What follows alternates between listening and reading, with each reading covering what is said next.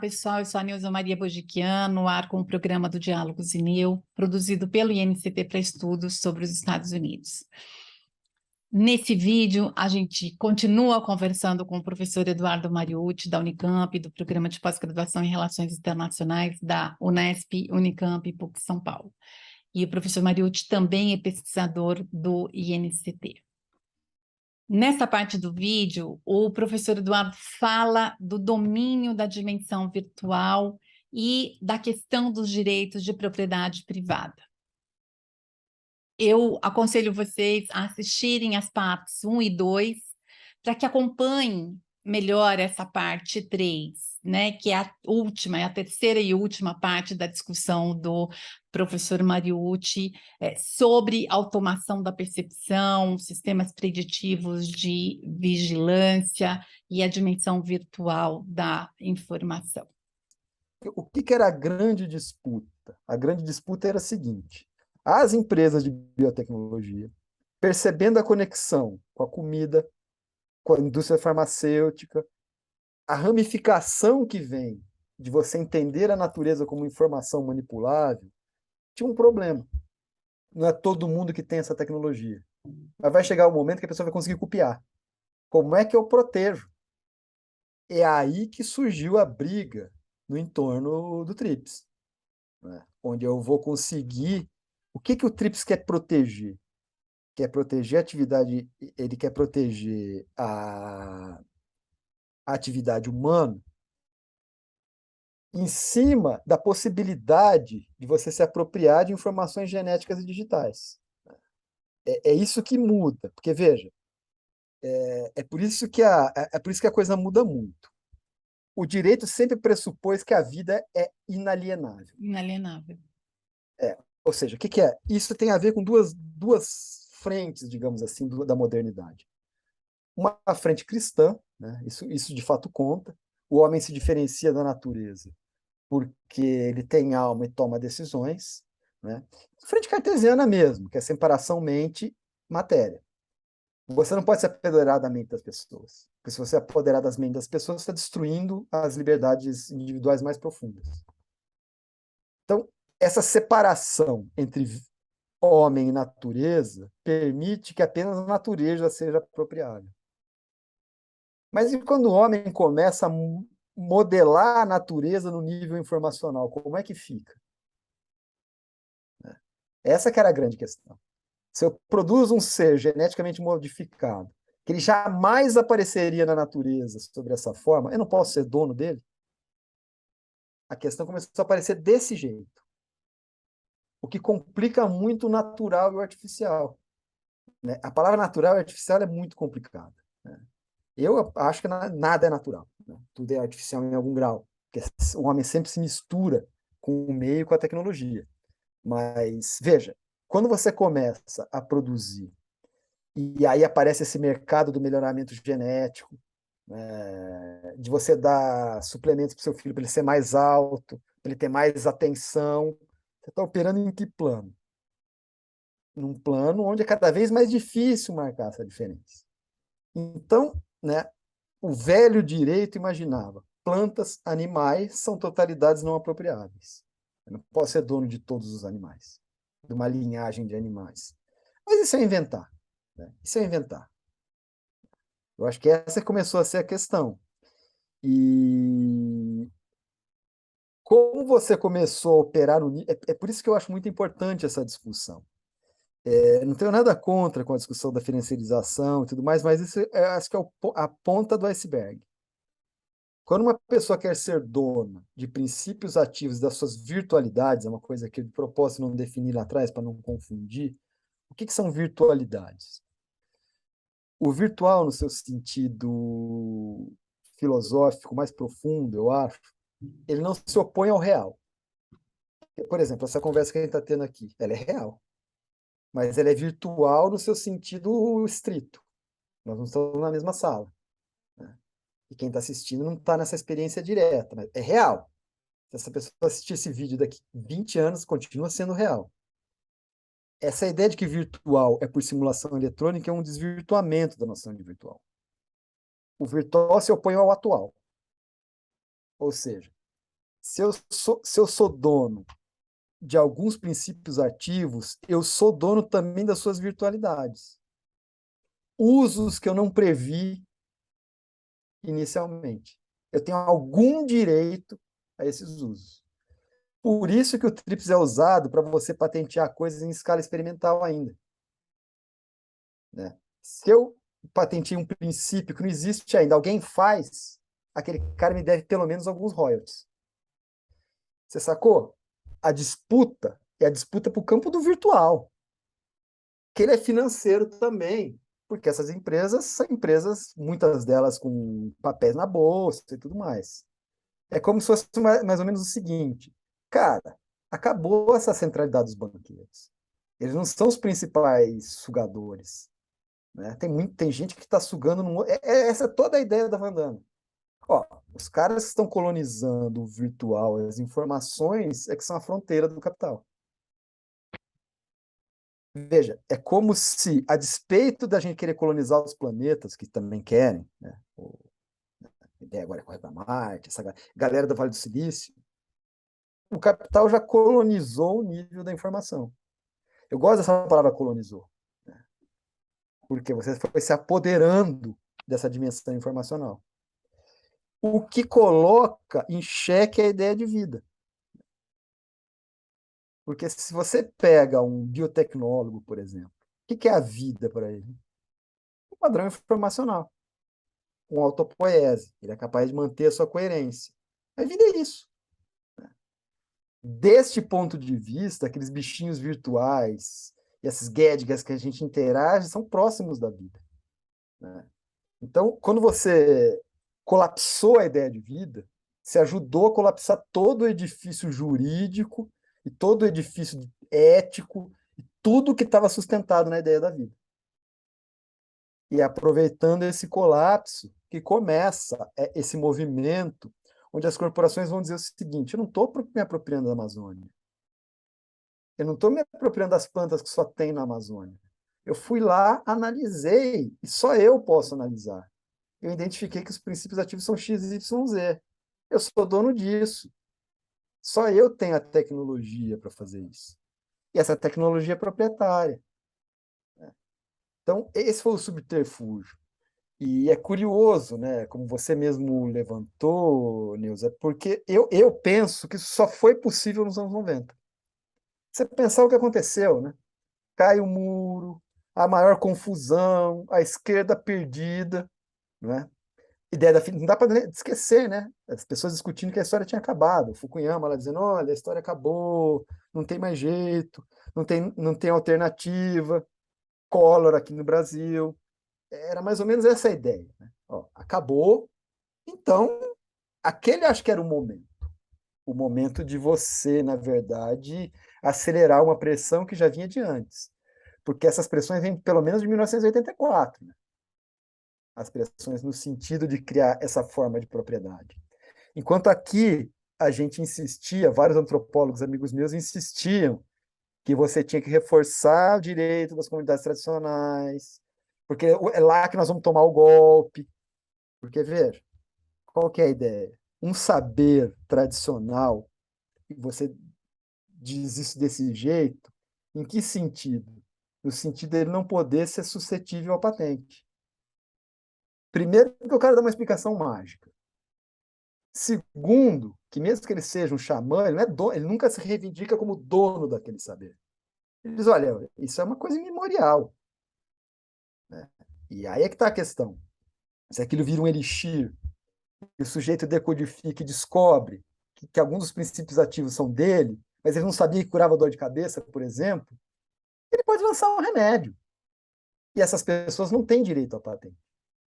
Elas não têm direito à patente por quê? A única explicação que o direito reconhece são explicações científicas. E claramente decididas em quem é o inventor, ou quem financiou a invenção. Esse é o critério. E aí é que eu gosto de analisar como é que as coisas foram caindo nessa direção. Né?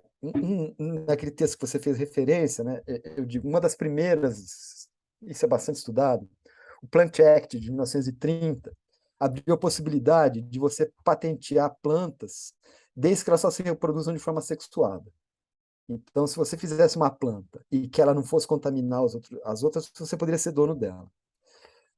Dois casos desse. O caso mais impactante de todos é um caso de um cara chamado John Moore. Né? Esse é um caso, talvez, um dos mais paradigmáticos. Ele é muito estudado. Você colocar lá John Moore e o CLA, vai bombar de coisa na internet. Porque, veja, o que aconteceu?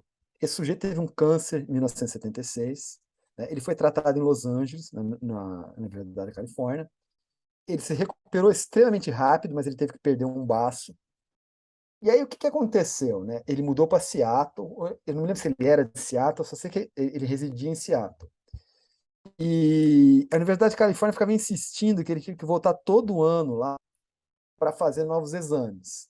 Colher amostra de esperma, líquido da espinha, amostra de sangue. E aí a universidade começou a pagar. Ele disse que estava ruim viajar, porque ele podia coletar em Seattle e mandar. Os caras insistiram que não. Ele falou: tem alguma coisa esquisita aí. O que tinha acontecido, na verdade? Quando eles tomaram as amostras do corpo dele, eles perceberam que ele produzia uma proteína que aumentava as defesas do corpo numa velocidade gigantesca, né, os glóbulos brancos. O que eu me esqueci o nome do professor, era um físico, acho, que conduzia a pesquisa. Eles sequenciaram as células dele e venderam para várias empresas, uma delas é a Sandoz, se eu não me engano.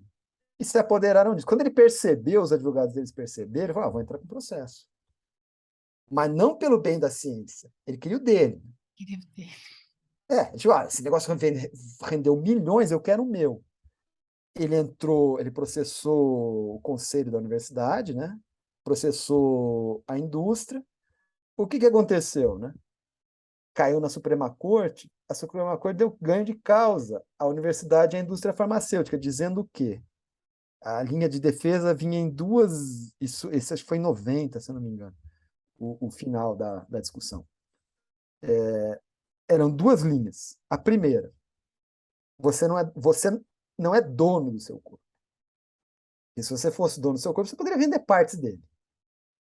É notório que tem gente que acha que a gente tem que ter o direito de vender partes do corpo. Isso pressupõe que a gente é dono do corpo. Não, nós somos um corpo. Ponto 1. Senão, você teria que liberar o mercado de venda de órgãos. Né? Ponto 2.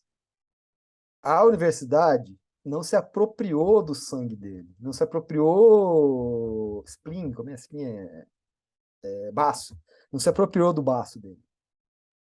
Se apropriou das informações que estavam lá por trás. Se ele quisesse de novo, ele dava, ó, tá aqui, a amostra foi essa, leva para casa. O que é apropriável? O que é apropriável é uma interação humana consciente na natureza. É isso que está sendo passível de conceder patente. Então, o cara ficou com as mãos abanando. Né? E outro caso importante foi Diamond vs Chakrabarty, que é o seguinte: a GE inventou uma bactéria geneticamente modificada para quebrar, ela basicamente quebrava as moléculas de vazamento de petróleo. Tinha um vazamento no oceano, você jogava essas bactérias, elas praticamente acabavam com o vazamento um pouco agressivo ao meio ambiente e tudo. Qual foi a ideia, né? A concorrência falou: não pode, você não pode ser dono de uma bactéria. Bactéria é uma coisa da natureza. Foi mais ou menos o mesmo argumento. Não. Espontaneamente, essa bactéria nunca apareceria. Ela existiu porque ela, desde o começo, foi idealizada por humanos. Óbvio que você precisou pegar uma bactéria real e transformar nela, né? Mas isso não é uma coisa que espontaneamente nasceria na natureza. É fruto de uma intervenção humana sobre a natureza. Então, é passível de quê? De patente. É nesse espírito, né? É nesse espírito que a coisa do TRIPS começou a avançar, né? Onde você, na verdade, está possibilitando a pessoa ser dona de informações, né? É a ideia do valor agregado levado ao extremo, né? Exatamente, exatamente. Levado às últimas consequências. E uma coisa que os americanos nunca conseguiram empurrar é a defesa de softwares, né? Porque software só é considerado propriedade dos Estados Unidos, né? Mas eles vêm nessa mesma toada, olha, eu posso ser dono eu posso ser dono porque isso é um padrão informacional, entendeu? Alguém que inventou, mas isso eles não conseguiram levar, não, né? Mas no limite, o que mudou tudo foi isso, né? Você criar um ambiente jurídico onde você possibilita a propriedade sobre informações, né? No setor de serviços é decisivo também. Por que que eu estou falando, por que que eu estou insistindo nisso? Quando você cria sistemas informacionais e eles são decisivos, ó, nós não podemos cair, e eu quero dizer isso com calma aqui. Não é que a informação é custo zero, pelo contrário. Sim, sim. Você deve ter uma noção do quanto custa o que as pessoas chamam de nuvem, de degradação ambiental nos data centers. A Europa é interessante em alguns aspectos, mas é muito cínica em outros. Eles não querem data center lá, porque ferra com o ambiente. Mas se for em Iceland, em outro lugar que seja longe, eles, né? Por quê? Todo esse aparato que a gente chama de nuvem, ele tem um gasto energético gigantesco. Gigantesco. Data centers precisam ser resfriados e tudo mais. Então, veja, há um custo, há uma infraestrutura pesada por trás do que nós estamos falando. Mas a partir do momento em que você consegue, por exemplo, pegar qualquer produto, codificá-lo e reproduzir na sua casa, se você tiver uma impressora 3D, veja como isso é um problema para quem quer se acumular e quem quer produzir as coisas como mercadoria. Eu compro um negócio, meço, se eu tiver a manha, eu consigo fazer um igual na minha casa, usando uma impressora 3D que está bombando o mercado, né? Elas estão se desenvolvendo cada vez mais. Então, veja, esse é o grande paradoxo. Embora exista esse custo infraestrutural que eu falei, a partir do momento que eu extrair a informação de uma coisa, a reprodutibilidade dela é de custo zero. Por exemplo, tem gente que consegue imprimir uma arma numa impressora 3D.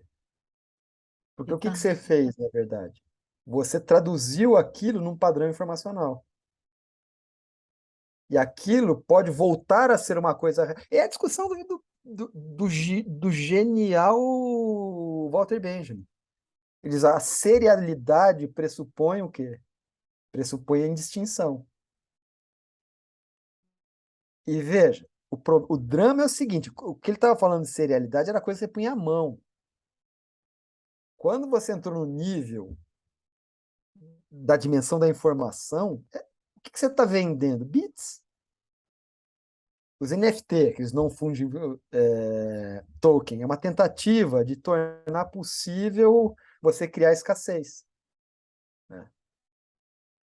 Assim, eu não acho, assim, eu acho meio estranho uma pessoa que compra um NFT, mas qual que é o princípio? Qual que é o princípio? Vamos pensar assim.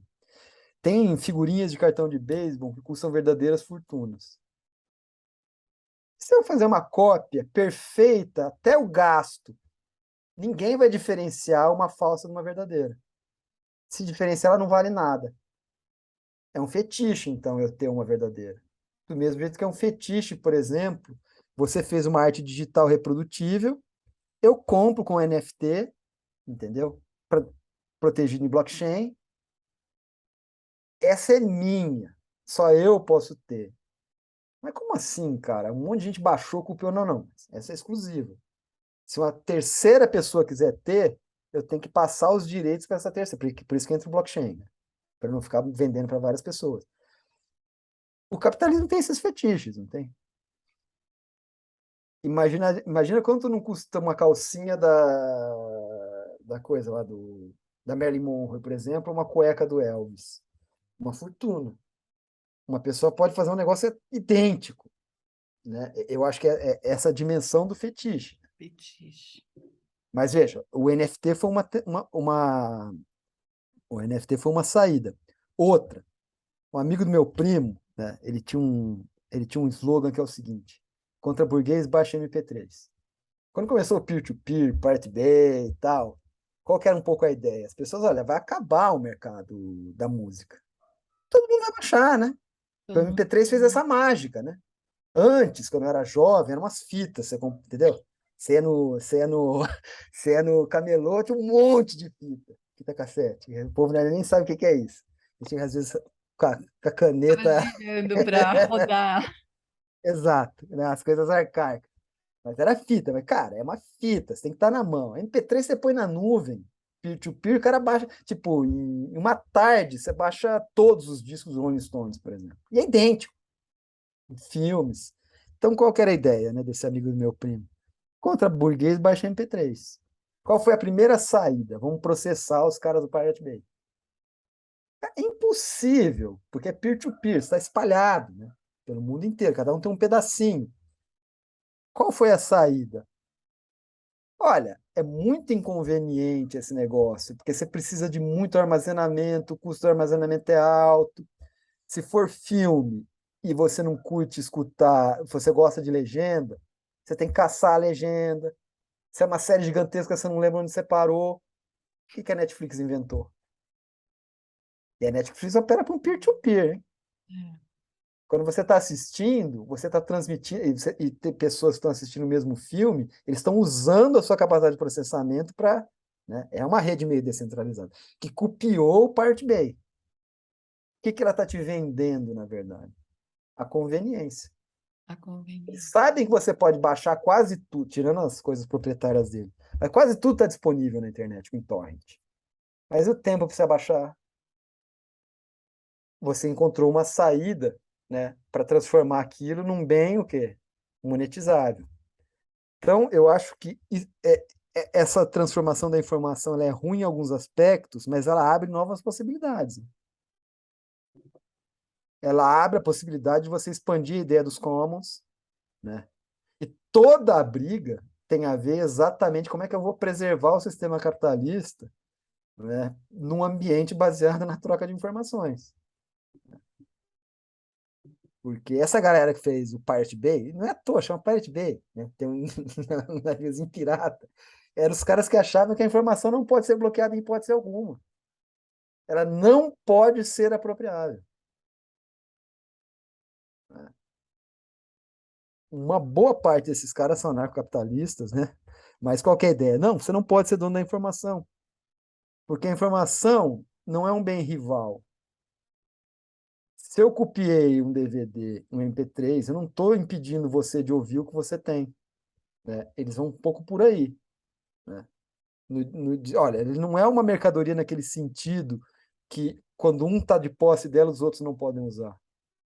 Todo mundo pode usar a todo momento. Mas qual que é a ideia? O inventor tem que ter o quê? Propriedade. Por isso que é a saída pelos direitos de propriedade, né? O cara inventou. Ou, se não é o inventor, é pelo menos a indústria da qual ele está ligado por contrato. Você vê como mudou? O artista não é mais um artista naquele sentido que ele faz o que ele quer. Ele é empregado, às vezes, de uma grande empresa. O que ele tem em troca? Ele pode estar tranquilo que os direitos de propriedade dele vão ser garantidos. Mas quem fica com o grosso? As grandes gravadoras, entendeu? Essa que é esse que é o jogo, né? É esse que é o jogo. Mas eu gosto de trabalhar nessa tensão, né?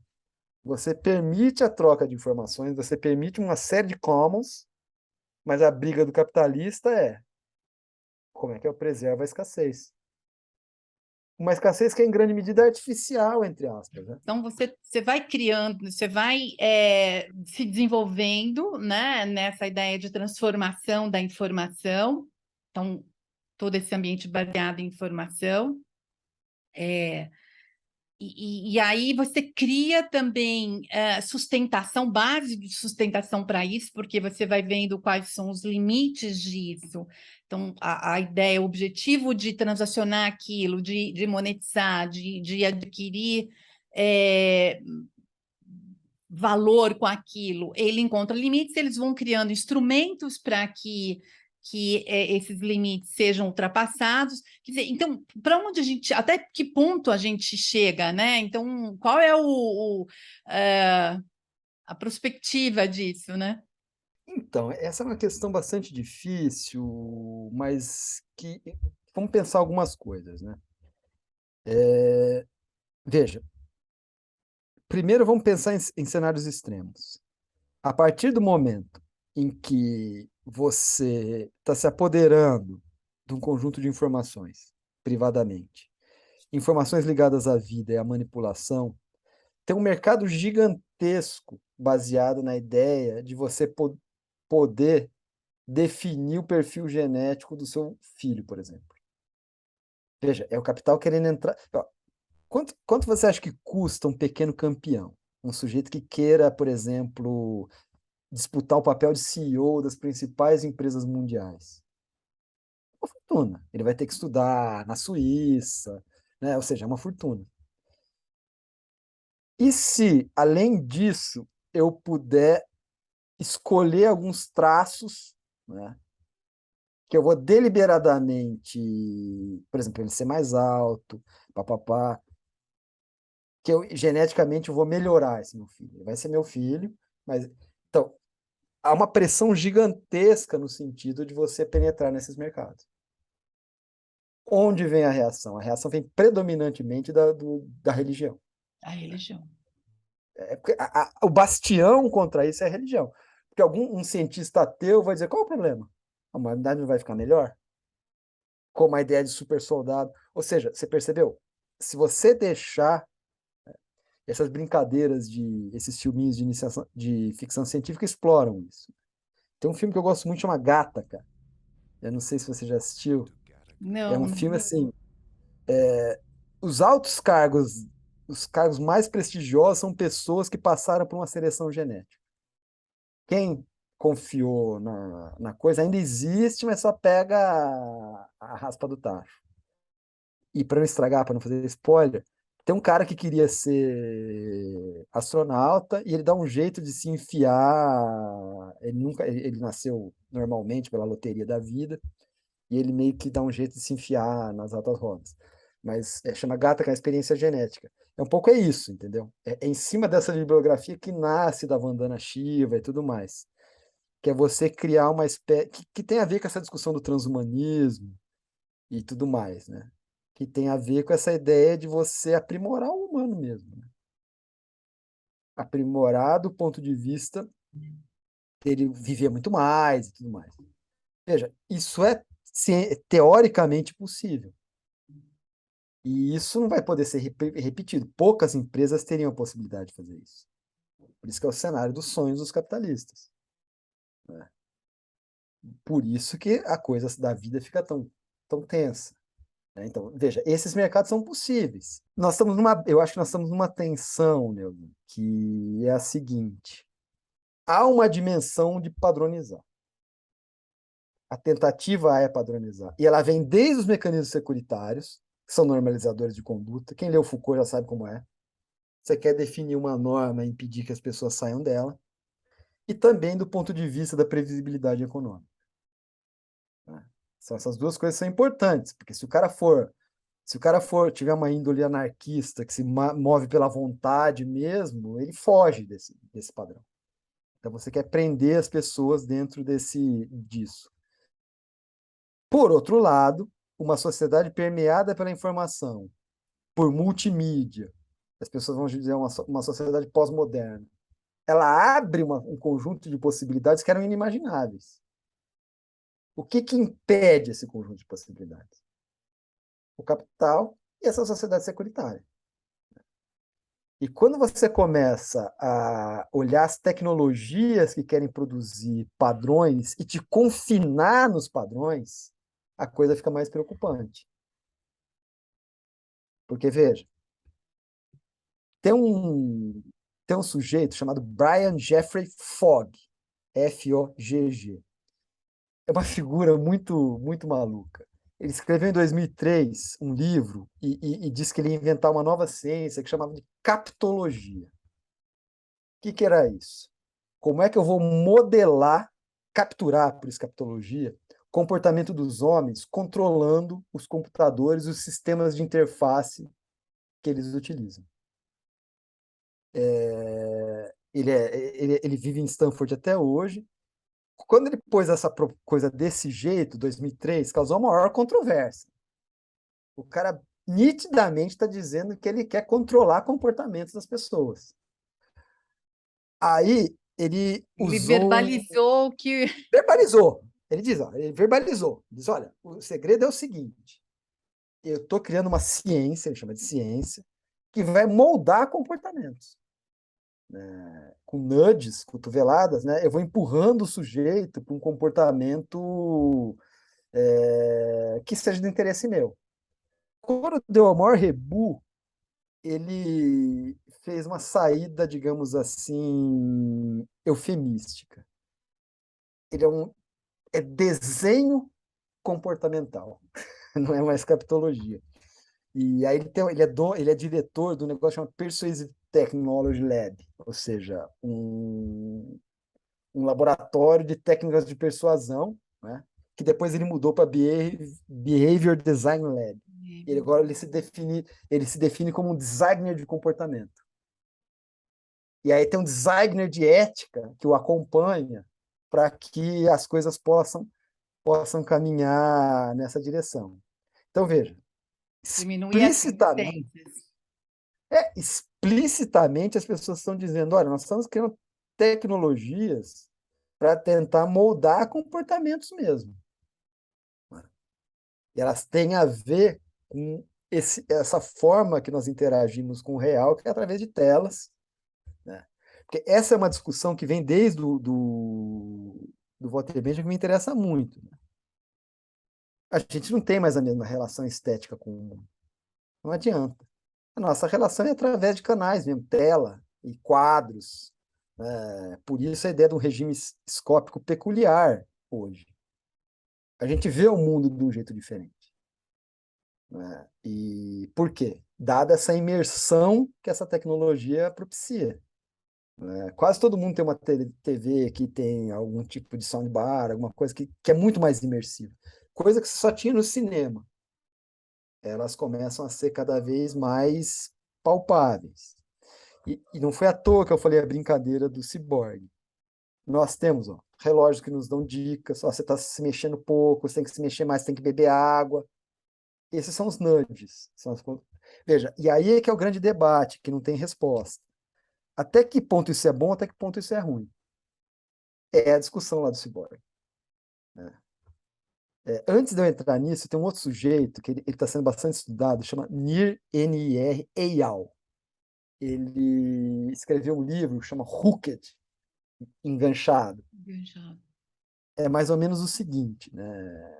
Ele diz o seguinte, olha, eu estou criando um conjunto de, digamos assim, de possibilidades para desenvolver comportamentos obsessivos nas pessoas mesmo. Ou seja, olhar o Twitter a todo momento, ver se está tendo like no Instagram, e diz, olha, toda empresa que quiser ganhar a atenção das pessoas vai ter que desenvolver esses mecanismos compulsivos. O cara está no cinema, ele está olhando, ou seja, é a disputa pela atenção. Né? Ele é um dos teóricos da economia da atenção. O único jeito de você fazer isso é se você, por meio nesse sentido, ele é um herdeiro do Fogg, é por meio dessas interações você trabalhar com os níveis de dopamina e tudo mais, para o sujeito ficar vidrado nos certos comportamentos. É o único jeito de você conseguir capturar, por isso hooked, né? Você deixar o cara enganchado o tempo inteiro e distribuir a publicidade, distribuir as coisas para aquele sujeito e, ao mesmo tempo, entender os seus padrões e colocar ele dentro de uma esfera de quê? De previsibilidade.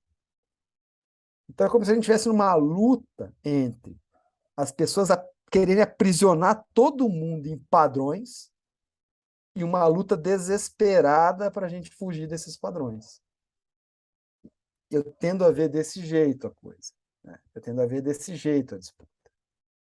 Né? Então, mas veja, aonde chegou, né? Aonde chegou o negócio? Onde você começou a pensar o mundo como padrões informacionais. Tudo dentro de sistemas complexos. A força motriz que movimenta isso tudo vem da onde? Ela vem de uma espoliação da natureza em escala acelerada. Se tem uma coisa que eu sempre me desgostou de uma certa tradição marxista, é aquela ideia que o capital anda sozinho. Mentira. O capital não anda sozinho.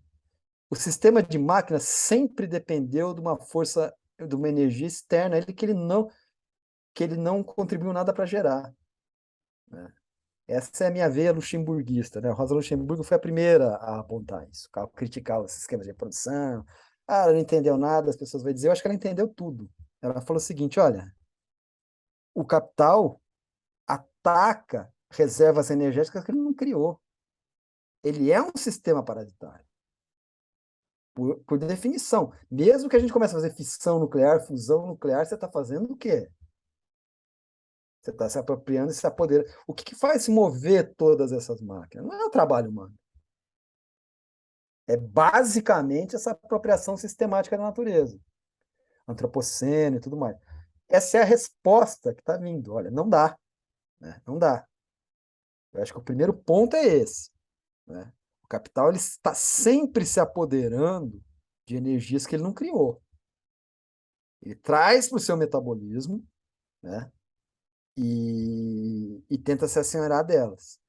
Agora, veja o que é mais preocupante no que nós estamos falando aqui. Se o Marx estava certo, o capitalista nunca quis o trabalhador. Ele quis a força de trabalho. Como ele nunca quis a natureza, ele quis a energia que a natureza possui. Essa nova tecnologia degrada ainda mais a coisa. Eu não estou nem interessado na força de trabalho. O capitalismo de ponta quer ser assenhorado do quê?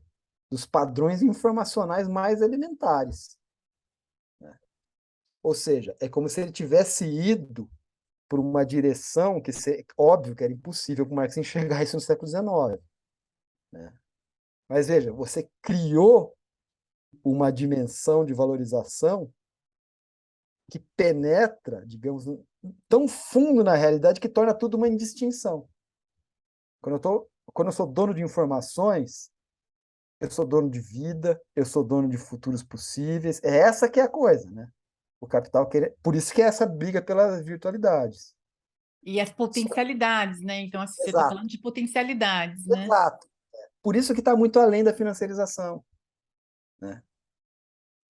O rentista é uma figura, entendeu? Você pode dizer que é uma figura ruim e tal, mas eu acho que ele não consegue ter essa capacidade de predação tão gigantesca como é a luta das virtualidades. E se a disputa é essa, nós temos que pensar outras virtualidades. A partir do que a gente está vivendo hoje. Né?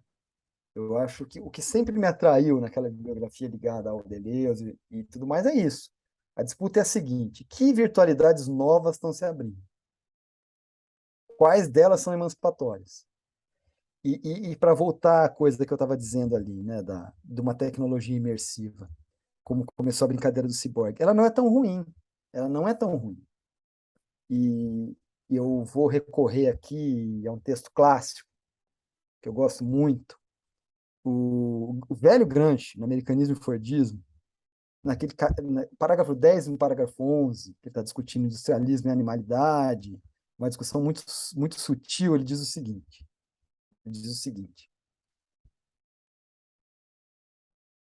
o que o Taylorismo quer fazer? O Taylorismo quer destruir a criatividade humana. Ele quer eliminar o elemento criativo. Porque se ele faz isso, ele converte o trabalhador num gorila mestrado. Um gorila mestrado obedece e ganha pouco.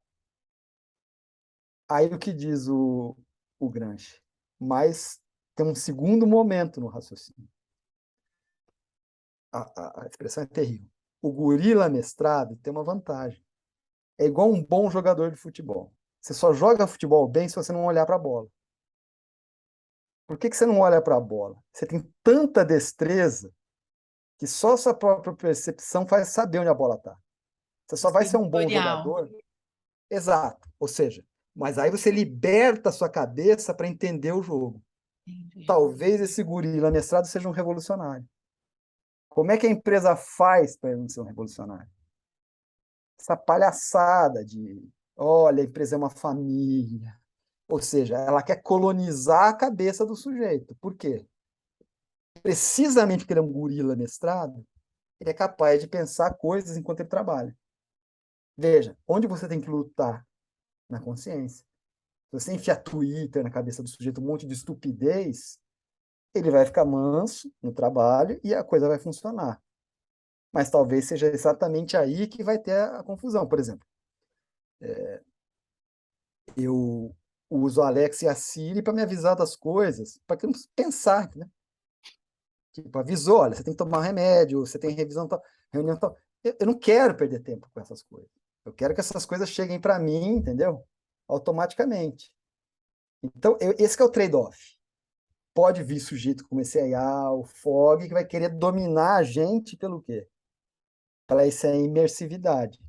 Mas essa imersividade abre outros horizontes. Né? E por isso que eu sempre gostei do texto do velho texto do Gramsci. Ele estava vendo o problema antes, ó, anos 30 também, né? Ó, o que está acontecendo? Uma forma de organização, né, nova, né, o americanismo, e que está mudando no estatuto do humano. E a pergunta dele é: tem coisas emancipatórias nisso? Algumas, né? Mas a tendência não. Por isso que ele vai dizer que você tem que vir com o puritanismo, porque o sujeito teve um espaço, o sujeito abriu espaço para quê? O lazer. O lazer é sempre uma coisa que pode ser extremamente revolucionária, né? Agora, se você confinar o sujeito, né? E aí é a brincadeira que dá para encerrar. Lembra que eu fiz uma menção ao fim da história? Eu acho assim, né? Eu sempre achei o Fukuyama uma figura muito mais inteligente do que as pessoas imaginam que ele seja. Porque a versão do fim da história dele é lúgubre. O fim da história dele é o seguinte, eu vou atualizar, né? Ele dá um exemplo de videocassete. O fim da história dele é o seguinte, é um sujeito assistindo Netflix o dia inteiro e pedindo comida pelo iFood. Ou seja, é um mundo sem aventura, é um mundo sem transcendência. Onde está a história? No cara que explode o shopping, no cara que organiza um movimento para arrebentar com. Ou seja, ele não tava se vangloriando. Ele estava dizendo, olha, esse fim da história é terrível, porque aquela discussão com o Hunt vai responder, eles estavam mais ou menos na mesma chave. E eu realmente, tanto que tem uma interrogação, né? O fim da história e o último homem, interrogação. É aqui mesmo que vai acabar essa jossa? Eu acho que é um pouco a coisa do. A minha leitura dos anos 90, eu fui jovem nos anos 90. A minha leitura dos anos 90 era mais lúgubre do que as pessoas têm. Era lúgubre o negócio. Lembra? Tinha Nirvana, era essa que era a coisa. Né? Mas aí é que tá, né? No certo sentido, os anos 90 foram a apoteose daquelas coisas que a gente estava discutindo desde o começo dos anos 40. E o que nós estamos assistindo hoje, um tempão depois, é um conjunto de desdobramentos daquelas tendências. Assustadores são, não há dúvida. Por outro lado, eu acho que tem um conjunto de virtualidades e de potencialidades muito interessantes. O que não dá é para pensar nos termos convencionais, eu acho mais. Porque a tecnologia mudou o jeito que a gente vive, mudou o jeito que a gente pensa, o jeito que a gente experimenta o mundo. Né? Eu acho que isso que é a coisa. E a disputa é essa, né? A disputa das corporações é para manter a gente manso e dentro do regime do capital e do Estado. Agora, os movimentos de subordinação existem. Né? Quando o sujeito entende as tecnologias, tal como elas estão nos monitorando, é a melhor forma de, primeiro, usar a seu favor e, segundo, eventualmente contra-atacar. A tensão, a ideia é buscar novas. Eu acho que o saber está em processo de transformação e tudo mais. E que a gente não tem mais como ter um passado imediato como um guia. Né? Por isso que eu gosto de trabalhar com essas tensões. Eu acho que é um pouco essa que é a ideia. Não sei se ajudou, confundiu, mas é um Atritar, né? por A aí. ideia é atritar. Essa que é um pouco a ideia. Muito bom. Muito bom, Eduardo. A gente encerra aqui mais uma parte aqui da sua participação. Agradeço imensamente de novo. Falo aqui em nome de todo mundo aqui que trabalha no Diálogos, é uma equipe enxuta, mas tem mais gente além de mim, né? E eu digo aqui para quem está acompanhando a gente, acompanhou essa conversa, curtir, né? Esses vídeos que foram produzidos aqui com a presença do Eduardo Mariucci, professor da Unicamp, e do Programa Santiago Dantas e pesquisador do INEU. E eu espero que vocês estejam aqui com a gente, continuem aqui com a gente, e não se esqueçam de se inscrever no canal, curtir esse vídeo e outros. E é isso. Até mais, então, para todo mundo. Obrigada, Eduardo, mais uma vez.